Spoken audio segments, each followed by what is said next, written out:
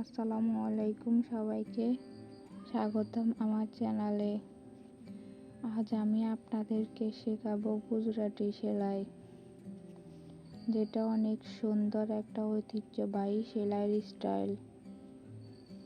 এই সেলাইটা দিয়ে কাঁথা, ব্লাউজ, ব্যাগ, এমনকি ঘর সাজানোর জিনিসও চমৎকার ডিজাইন করা যায়।